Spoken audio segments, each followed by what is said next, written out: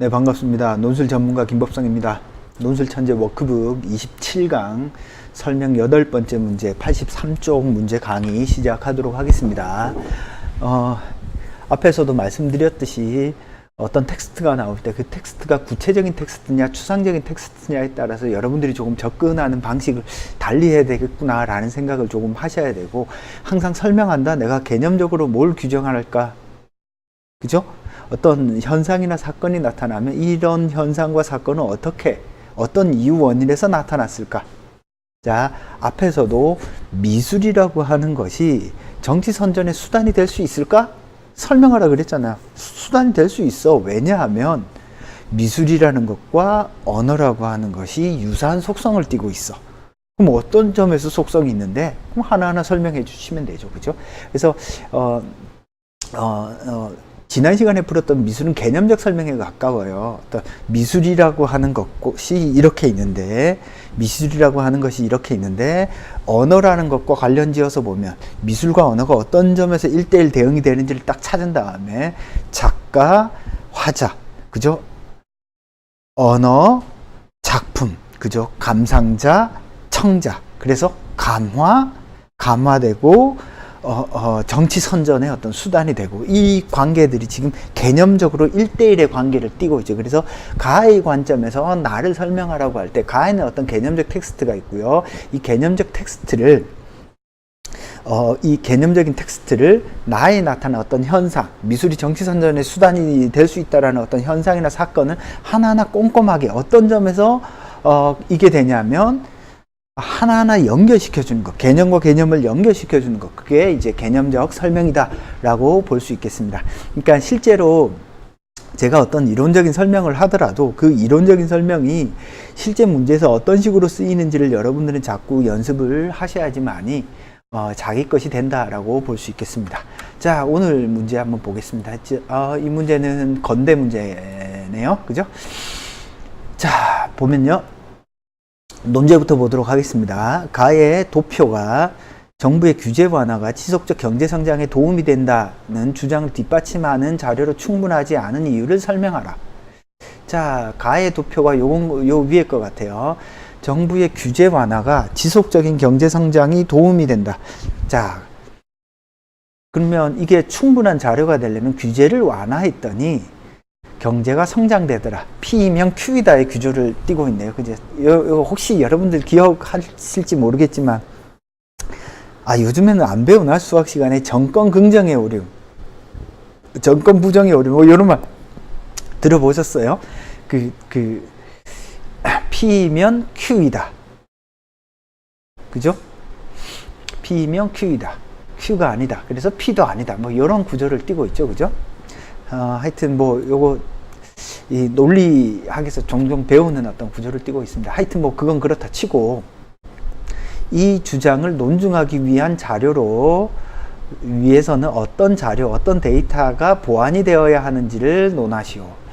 자, 그러면은 여러분이 머릿속에 콕 넣어 두셔야 될 부분들은, 일단 정부의 규제 완화가 지속적인 경제 성장에 도움이 된다 는 주장을 뒷받침하는 자료로 충분하지 않은 이유.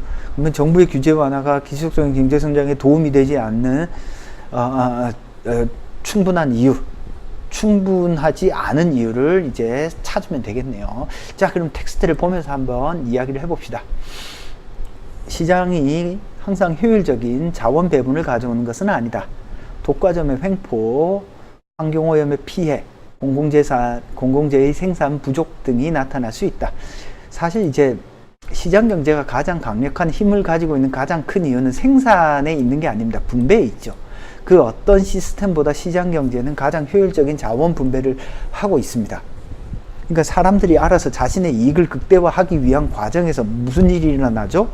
각각의 사람들에게 필요한 어떤 자원을 효율적으로 분배할 수 있게 하기 때문입니다. 따라서 어떤 분배 문제가 발생한다라고 해서 시장을 버리는 순간 분배 문제가 더 심각해질 가능성이 있어요. 요거는 이제 뭐 형평성을 주장하는 사람들, 공산주의가 실패한 가장 큰 이유가 거기에 있죠. 그죠? 효율적 분배가 도무지 안 일어나는 거야. 그죠? 자, 근데 이제 최근에 그 AI의 발명으로 인해서 자본주의는 어떤 새로운 단계에 진입할 가능성이 커졌습니다. 자, 그럼 그렇고요. 정부는 이러한 시장 실패를 해결하기 위해 민간의 경제 활동에 개입해왔다. 환경 보호를 위한 규제, 공기업을 통한 공공재의 생산, 독과점과 불공정 거래에 대한 규제 등이 바로 그것이다. 자, 그래서 어떤 시장의 효율적 분배 문제를 국가가 개입했다라는 이야기가 나와 있습니다. 또한 정부는 특정 산업 부분에서의 기업 활동에 대한 인허가 특정한 업자에게만 내주기도 하는데, 이는 기업 간의 과도한 경쟁 방지, 자원의 효율적 이용, 공익 증진을 위해서다. 그래서 어떤 개도국 같은 데는 어떤 육성할 목적으로 정부가 독과점 기업을 허가해 주기도 한다. 자, 사실 그렇게 해서 박정희가 허가해준 독과점 기업들이 지금 어디예요? 삼성, 현대, 그죠? 대우, 이런 기업들 모체가 사실 박정희가 허가해준 거죠. 그래서 어떻게 한 거예요? 어떻게 한 거죠? 외국에서 어떤 그 원조를 받은 물건이라든지 아니면은 차관을 들여온 것들을 우선적으로 이런 기업들에게 분배한 거죠. 그러려면 어떻게 하죠? 정부한테 조금 떼주고, 박정희 일가한테 조금 떼주고, 그 일가한테 떼준 돈이 스위스라든지 독일에 이렇게 짱박혀 있다라는 이야기들이 많죠. 실제로 이제 프레이저 보고서라든지 이런 데 보면 그런 데 들어있잖아요. 자, 어찌됐건 그건 그거고.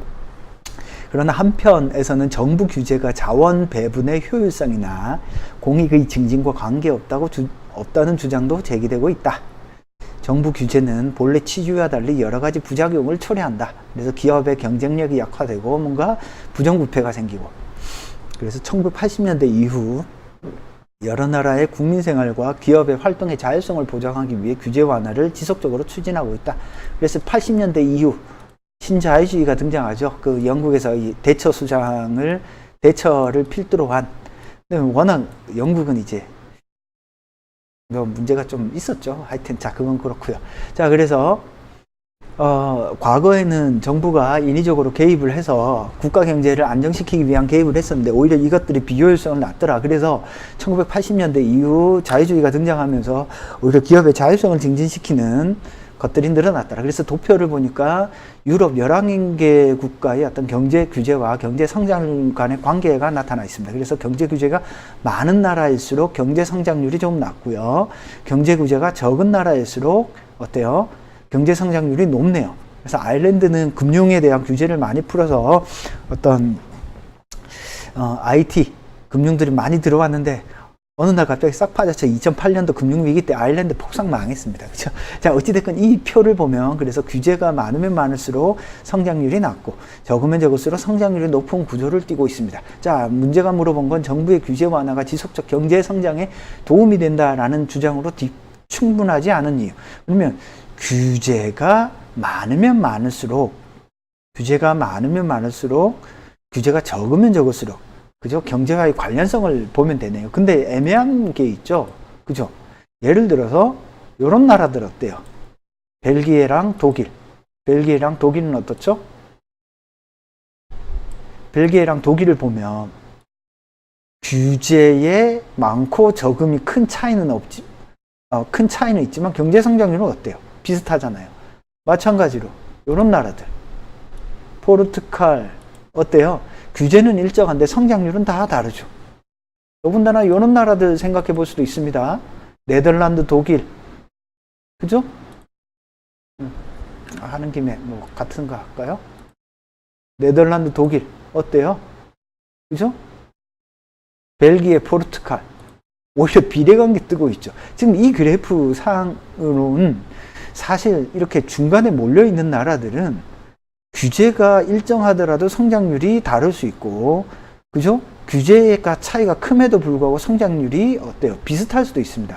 오히려 규제가 많을수록 성장이 더 많이 되는 나라들도 있어요. 그죠? 이거 이해되시죠? 따라서 이 데이터를 보았을 때 뭔가 뒷받침하는 충분하지 않죠. 그죠? 즉, 1. 예외적인 사례들이 있다. 예외적인 사례들이 있습니다. 여기 위에다가 합시다. 이걸 좀 옮겨서. 그죠? 제가 볼 때는 예외적인 사례들이 있기 때문에 조금 적당한 것 같지는 않습니다. 또 어떤 점을 지적할 수 있을까요? 많은 학생들이 지적하는 것 중에 이거는 조금 잘못된 지적입니다. 정부의 규제 완화와 지속적인 경제 성장에 도움이 된다라는 자료를 뒷받침하는 자료를 충분히 하지 않은 이유로 사례가 국가 수가 너무 적다를 이야기하고 있는데, 이렇게 쓰면 좋은 답은 아니에요. 왜 그런가요? 국가의 수를 예를 들어서 전 세계 한 300개 나라들을 여기 점을 다 찍는다라고 할 때, 그러면 유의미한 어떤 규제와 경제 성장의 상관성을 우리가 알 수 있느냐? 모른다는 거죠. 그러니까 국가 수가 너무 적다라고 하는 것은 타당하지 않아요. 오히려 지금 도표에 나온 것처럼 유럽에 있는 나라들 중심으로 이렇게 하는 것이 차라리 더 좋을 수 있습니다. 왜 그렇죠? 자, 규제 완화가 경제 성장에 도움이 된다라고 하면 경제 성장에 도움이 되는 요소를 생각해 봐야죠. 자, 경제 성장에 도움이 되는 요소 중에 하나가 규제일 수도 있잖아. 그렇지만 경제 성장에는 어떤 것이 영향을 미치나요? 그 나라의 어떤 자원, 그 나라의 교육 수준, 그 나라의 인구, 그 나라의 산업 구조, 그죠? 그 나라의 자연 환경. 아니, 예를 들어서, 사막 지역이야. 무슨 경제 성장을 해요. 주변에 다 사막밖에 없고, 거기에 집을 지을 수도 없는데. 그죠? 이런 것들이 영향을 받잖아. 자, 규제라고 하는 것이 유의미하게 되려면 뭘 해야 돼요? 규제라고 하는 것이 유의미하게 되려면 다른 변수가 유사한 나라들끼리 비교, 대조해야 한다. 그죠? 그렇잖아. 규제를 보려면 다른 나라, 비슷한 나라들끼리 비교, 대조를 해야죠. 그죠? 즉, 어떤 자원 규모, 경제 구조도 비슷하고 인구도 비슷비슷한 나라들 중에서 이걸 뭐라고 불래? 변인을 통제해야 되잖아요. 여러분 그 수업 시간에 많이 배우잖아. 이산화탄소, 광합성 실험을 해. 이산화탄소, 물, 온도, 뭐 이런 것들을 하려면 어때? 예를 들어 온도에 따라 광합성의 량을 하려면 다른 거 어때? 물, 햇빛의 양, 온도 이런 것들을 일정하게 유지한 다음에 어때? 온도만 체크를 하잖아요. 그러니까 변인을 통제를 해야 된단 말이야. 지금 이 그래프에서 경제 성장에 도움이 된다라는 이런 말이 나오면 뭘 찾아야 돼? 경제 성장에는 영향을 미치는 요소들이 이렇게 많다. 그 중에서도 비슷비슷한 나라들끼리 묶었을 때, 자, 여기에는 어때? 비슷비슷한 나라끼리 묶었는지 안 묶었는지가 안 나오잖아. 그러면은, 자, 충분하지 않은 이유, 어때? 일단 그 나라의 어떤 경제 수준이라든지 경제 구조, 산업 구조가 정확히 나타나 있지 않습니다. 따라서 이 주장을 논증하기 위해서는 어떤 자료와 데이터가 보완되어야 돼요? 당연하죠. 그 나라의 산업 구조라든지 그 나라의 인구라든지, 즉 규제를 제외하고 다른 경제적 요인들이 비슷비슷한 나라들을 한꺼번에 쫙 볼 수 있는 뭐가 보완돼야 돼? 표 같은 게 나와야 돼. 그러니까 표 같은 게 나와야 비로소 이 나라는 산업 구조도 비슷하고 인구도 비슷하다. 그런데 규제의 정도가 다르다. 근데 하나는 성장하고 하나는 성장을 안 한다. 알겠죠? 무슨 말인지? 자, 이런 맥락의 내용이 들어가 있으면 어떤 좋은 답이 될 수 있습니다. 자, 그러면 논제에 대한 답을 하는 과정에서 정부의 규제 완화가 지속적 경제 성장에 도움이 된다는 주장을 뒷받침하는 자료를 충분하지 않은 이유는 표를 보면 전체적으로는 어떤 반비례 모양을 띠고 있지만 몇몇 나라들, 벨기에, 포르투갈, 네덜란드, 독일은 비례고, 그죠? 벨기에, 독일은 성장률은 같지만 규제가 다르고, 그죠? 경제 규제는 일정하지만 네덜란드, 에스파냐, 포르투갈은 성장률의 정도는 차이가 크다. 따라서 이 도표만으로는 규제 완화가 지속적 경제 성장에 도움이 된다라는 것을 입증하기 어렵다.